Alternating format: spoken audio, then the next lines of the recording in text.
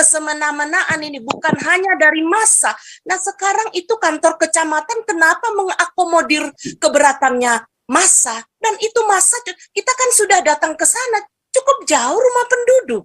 Apa keberatannya aula dipergunakan? Nah ini sudah mengada-ada, ya. Ngapain diakomodir orang-orang yang intoleran seperti itu? Ini memelihara orang-orang yang seperti Wawan. Muncul lagi orang-orang seperti Wawan.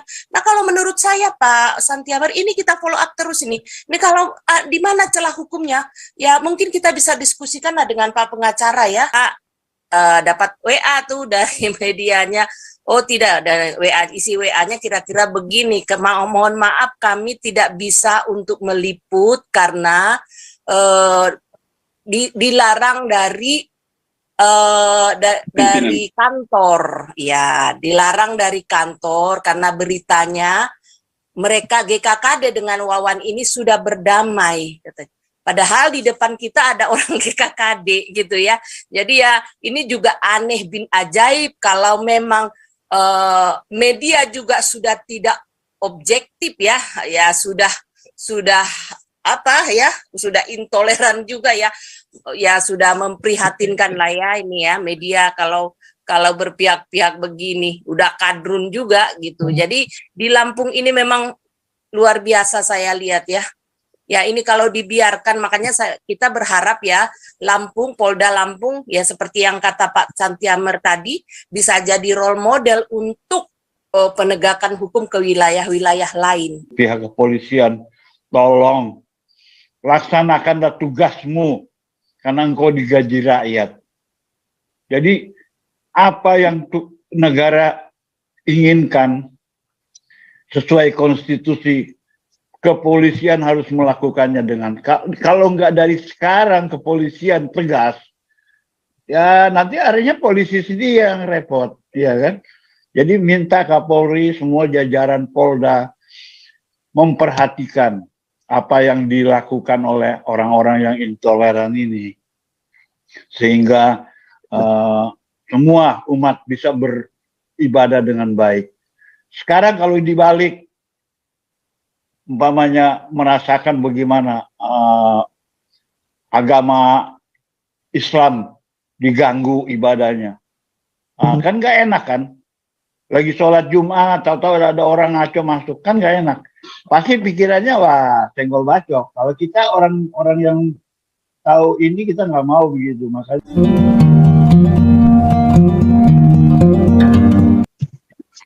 lanjut. Tapi kita harus selesai jam. Pak Santiamer. Yuk. Nah, jadi gini. Tadi mungkin tadi ketua sudah sempat ngomongnya bahwa meskipun kita tidak merasa bahwa SKB 2 menteri itu adil terhadap minoritas, tetapi memang di dalam SKB 2 menteri itu apa namanya, bagi umat agama tertentu yang belum mempunyai tempat ibadah, kalau dia beribadah itu memang harus difasilitasi oleh pemerintah seharusnya, ketua. Iya, ya betul. Itu kewajibannya. Dan tidak boleh dibubarkan, Pak, gitu. Ya, betul. Artinya yang melanggar SKB 3 menteri ini bukan kita, Pak, mereka justru. Iya. Betul. Betul. Gitu. Jadi ini tolong supaya gereja-gereja yang lain juga sadar ini aturan ini. Ya. Kemarin saya juga akhirnya saya buka, sudah saya lihat itu ya, Twitternya si Abu Janda ya. Lihat, ya benar juga gitu. Jadi memang Pak, Pak ya. Jadi gini, kita cermati satu suasana lahirnya dulu kan disebut SKB 2 Menteri dulu. Sekarang berubah menjadi peraturan, naik status kan karena ada yang menggugat loh. Oh SK bisa berlaku nasional, itu SK Menteri loh. Mestinya itu kan di lingkup kementeriannya aja itu. Nah untuk memperkuat dibikinlah Menteri Dalam Negeri, itu akal-akalan. Terus dinaikkan statusnya menjadi peraturan, ya kan? Agak beda kan? Kemudian kalau kita baca konsideransinya itu lucu. Mula-mula dia bicara bagus, tetapi pada poin ketiga atau keempat itu udah melenceng. Nah jadi itu kemudian adalah kita akan bertanya, ini SKB mengenai kerukunan, maka kita bertanya sumber kita dari kerukunan itu siapa? tolong buktikan bahwa mereka ini adalah sumber ketidakrukunan. Bisa nggak dibuktikan? Nah, atas dasar itulah kita bukan hanya sekedar judicial review, karena kemarin hari Kamis minggu yang lalu ya, yaitu tanggal 9, kami bertemu dengan salah seorang pimpinan Ormas yang akan melakukan judicial review PBM Menteri ini ke Mahkamah Agung, bergabung dengan Abu Janda. Abu Janda ini kan dari partai. Nah, di situ juga terungkaplah bahwa si Gilo ingin turut juga di dalam demo itu dengan beberapa orang nanti pendeta yang bisa dia ajak. Nah, itu situasinya. Jadi saya bilang sasarannya apa? Merevisi beberapa poin. Oh ya sudah, kalian itu bagus, tetapi posisi Galarua jelas. Kami tidak merevisi tapi dicabut, titik. Itu dicabut, kalau itu dicabut otomatis juga keberadaan FKUB itu sudah nggak ada, bubarkan itu. Nah, tetapi kita tidak hanya menuntut begitu saja, kita memberi suatu usulan. Tidak perlu masalah kerukunan agama ini diatur-atur, tidak perlu, ya, tidak perlu itu. Jadi tegas saja bahwa kita bukan negara agama, siapa melakukan tindakan pelanggaran hukum, tangkap, selesai, jangan dikaitkan dengan agama. Itu karena di SKB 2 atau PBM itu diberi di situ kewenangan pemerintah untuk cawe-cawe soal agama. Ini pangkal masalahnya, Raja Uti. Jadi makanya saya bilang bahwa perjuangan Galarua itu masih awal yang sekarang ini. Di samping tantangan internal itu nanti yang saya katakan di kepolisian, di JPU, di persidangan. Terus siapa ini semua itu kan harus kita perhatikan karena ada indikasi supaya digiring ke RJ. Itu kita udah baca, ada indikasi supaya nanti pihak kepolisian ditekan, ada indikasi nanti orang yang berinisiatif menegakkan hukum ini juga akan diberi ini sanksi lah kan, dari luar itu macam-macam yang disebutkan oleh Gajah Mada. Jadi kita berdoa dan tidak cukup untuk itu. Dukung Galarua dengan segala apapun yang supaya Galarua ini bisa bekerja, karena bukan hanya tenaga dan pikiran, Pak, ya. Semualah. Jalan Pak Adi juga, kita sebagai lawyer kita terima kasih banyak itu. Nah, jadi itu dari sisi satu, Pak, satu sisi hukum. Nah, dari sisi politis yang saya katakan tadi, ya. Jadi kita bergerak. Kalau yang dari yang tadi hukum ini, memang kita sudah kerjasama dengan GKKD dan PGIN. Tapi dari sisi lain, nah ini kita kerja ini juga Galarua, Pak.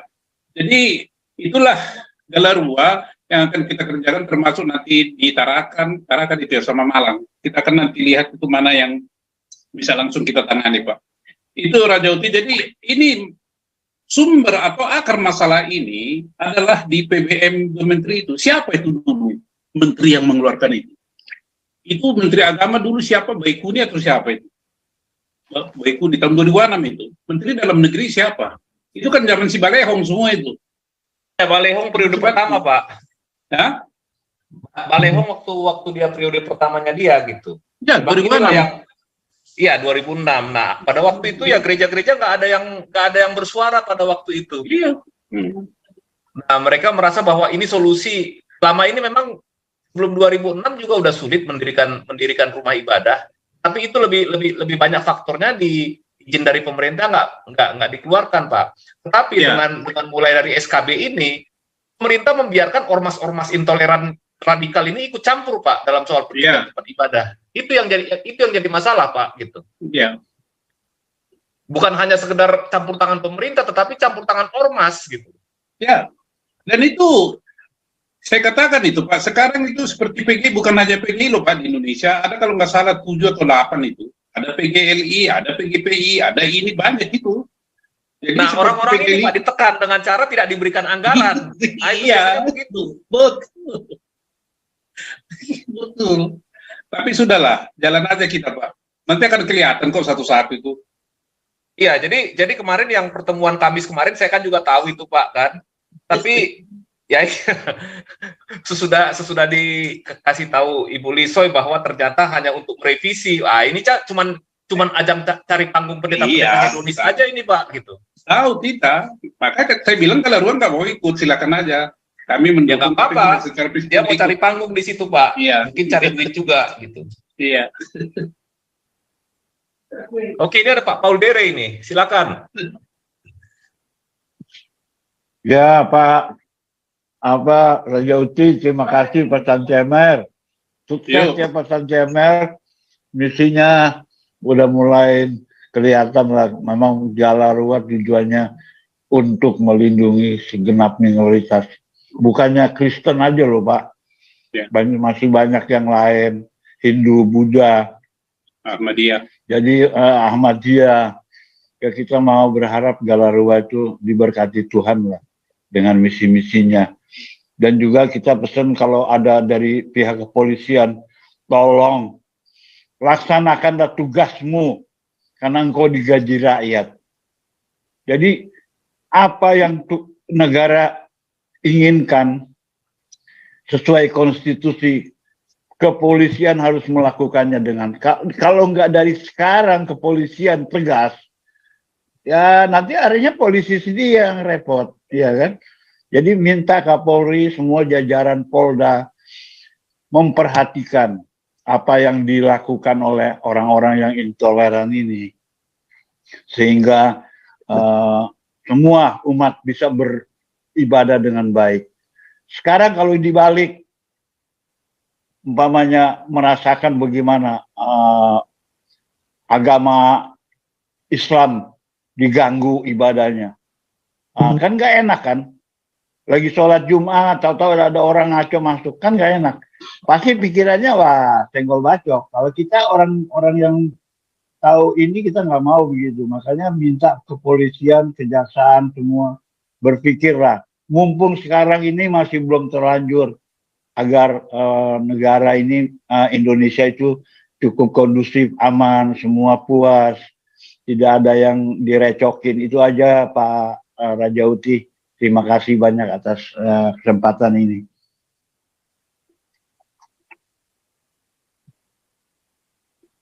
Terima kasih Pak. Oke, terima kasih Pak ini Pak Paul Rey. Jadi gimana nih Ketua Pak Paul? Oke, penutup Pak Santi Amar. Ya, Ketua aja lah. Sebelumnya dong. Ya, silakan Kak Lisoy. Ya, satu lagi kan yang harus tetap kita kawal, kita juga udah janji dengan jemaatnya, Pak Pendetanya juga, yang GPIN ya. Nah, jadi kondisinya sekarang mereka itu seakan-akan dipimpongin. Jadi kemarin pas kita datang ke sana waktu kedatangan pertama, mereka difasilitasi tempat ibadah di aula kecamatan, ya 2 kali. Habis itu katanya pihak di aula kecamatan pun ceritanya masa di sekitar juga ada yang tidak setuju, keberatan. Padahal itu sudah di aula kecamatan ya, itu tetap keberatan. Nah, mereka itu cukup banyak juga ya, ada sekitar 90-an orang ya. Nah, itu mereka akhirnya kapan itu Pak Santiamer disuruh setelah yang ketiga ya, minggu ketiga mereka disuruh pindah ke aulanya kantor wali kota. Nah, pas hari Sabtunya, berarti besoknya mau ibadah kan, hari Sabtu, ada lagi berita dari kantor wali kota, oh nggak bisa dipakai aulanya, karena dipakai untuk yang lain. Katanya begitu. Ya. Nah, akhirnya mereka bingung lagi. Nah, buru-buru mencari tempat lagi. Akhirnya dapatlah di Polres ya Pak ya? Polres. Ya, Polres. Nah, ini untuk berikutnya mereka udah bingung lagi nih sekarang ini. Kemana lagi yang akan di-offer? Gitu loh. Jadi begitulah. Padahal itu rumah status tempat ibadah mereka masih rumah doa ya.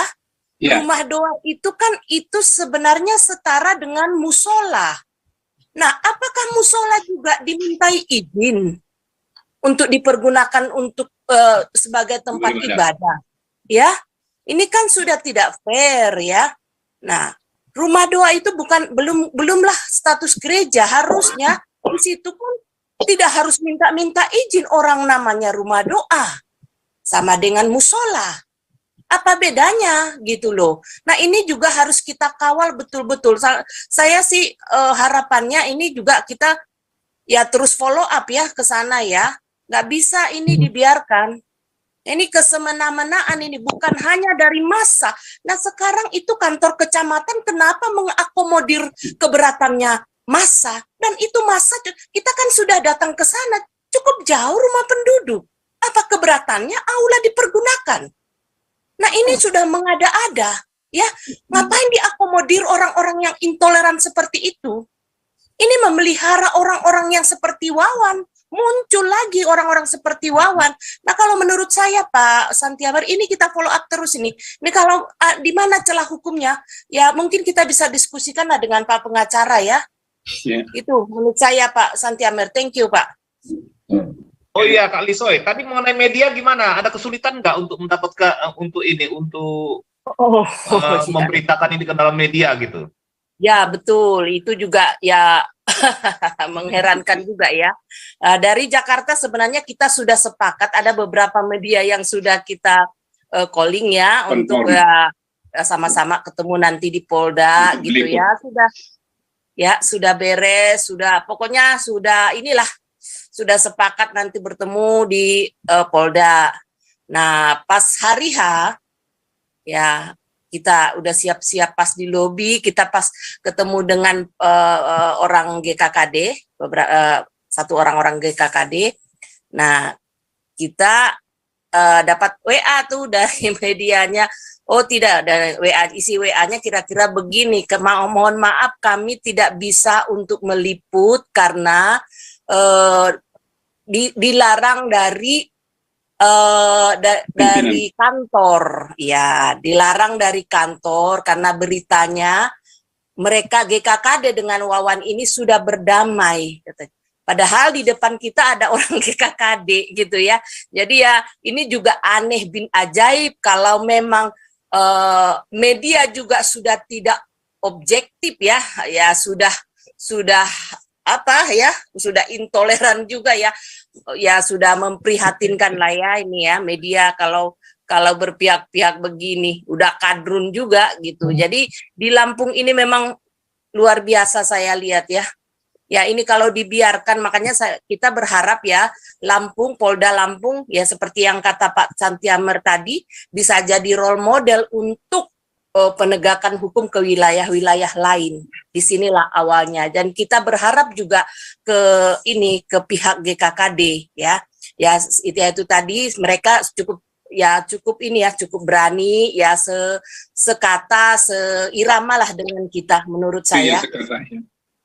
Seirama dengan kita Galarua, dan kita sudah ingatkan juga bahwa ya nggak usah terlena dengan janji-janji manis ya akan dapat IMB, akan dapat izin dan segala macam gitu ya jangan takut ya, takut pun kita, mengalah pun kita tidak menjamin kita dapat IMB ya kan, ya berani aja sekalian, masih lebih berkelas daripada takut. Nggak menjamin, kita ngalah, kita takut, tidak menjamin mereka berbelas kasih akan memberikan IMB. Jadi sama aja, takut atau berani sama saja. Kalau memang IMB mau dikasih, dan kasih. Gitu loh. Ya, bukan karena ngalah-ngalah. Gitu ya, itu aja Pak Santiamer, Pak Raja Utih. Makasih. Jadi gini, Bu Lisoy, sebentar ya. Pak. Jadi gini, artinya mereka memberikan iming-iming untuk memberikan IMB itu supaya mereka lolos dari jeratan hukum itu, Bu, sebetulnya gitu. Persis. Tujuannya untuk itu. Begitu sudah tanda tangan kesepakatan dia lolos dari jeratan hukum, sampai kuda gigit besi jangan harap IMB bakal dikeluarkan. Betul. Ya sama, mereka juga akhirnya sependapat dengan kita. Makanya saya bilang saya salut dengan jemaat GKKD, terutama yang ibu-ibunya loh. Berani loh ibu-ibunya. Mantap kita bilang gitu. Luar biasa itu orang GKKD. Kita salut. Iya. Ya, jadi ada satu semacam role modelnya.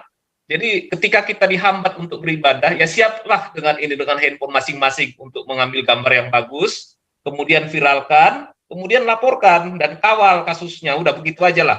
Yeah. Betul. Kalau kita lihat pemerintah kita ini tidak bisa bersikap adil terhadap hak-hak minoritas dalam soal beribadah, ya kita harus terpaksa melakukan ini. Bu Lisoy, Gitu. kalau saya usul, jadi jangan pakai mainstream media, karena kebanyakan mereka ini adalah orang-orang yang sudah terpapar dengan ajaran-ajaran khilafah. Banyak, lihat saja TV One. Justru mereka kalau ada diskusi yang penting, yang mereka undang juga bangsa Romo Beni. Tidak mengundang misalnya orang-orang yang bisa mengaspirasikan suara Kristen yang sebenarnya. Jadi memang mungkin dari Galarua akan ada salah satu wartawan yang memang bisa mengekspos itu dengan cara yang mungkin ya menerobos lah channel-channel daripada dunia untuk bisa menyuarakan ini. Karena kalau kita berharap memang media di Indonesia, kalau saya perhatikan itu nggak ada lagi yang ini, karena kebanyakan mereka juga ya karena pengaruh agama memang sudah sangat mendarah daging bagi mereka untuk agama. Karena saya mengikuti cara mereka menginterview, seperti yang mereka menginterview itu sebagai hakim untuk menghakimi orang yang ini. Itu jelas sudah salah, karena mereka menginterview kan seharusnya meminta pandangan yang netral, tapi mereka sudah berlaku sebagai bagian daripada kelompok khilafah. Jadi memang mungkin perlu dipertimbangkan ada wartawan dari Galarua, dan ya mudah-mudahan ada TV dalam kemudian sehingga ya mempunyai channel sendiri. Jadi seperti kita di Amerika di sini, memang kelompok-kelompok Kristen mempunyai ada beberapa TV khusus seperti TBN, dan mereka menyuarakan apa yang harus disampaikan. Jadi dalam hal ini ya mereka tidak terpengaruh dengan mainstream media. Apa yang mereka sampaikan itu semata bahwa ini adalah suara kelompok yang benar. Karena kalau mainstream juga kebanyakan mereka liberal kan. Jadi diputarbalikkan berita-beritanya yang salah dibenarkan dan ya. Jadi kira-kira begitu Bu, sebagai masukan saja. Terima kasih.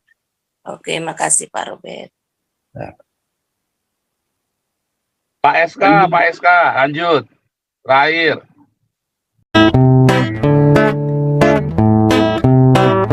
Kau bilang kau menang debat, lawan domba yang sesat. Kau bilang banyak yang tobat,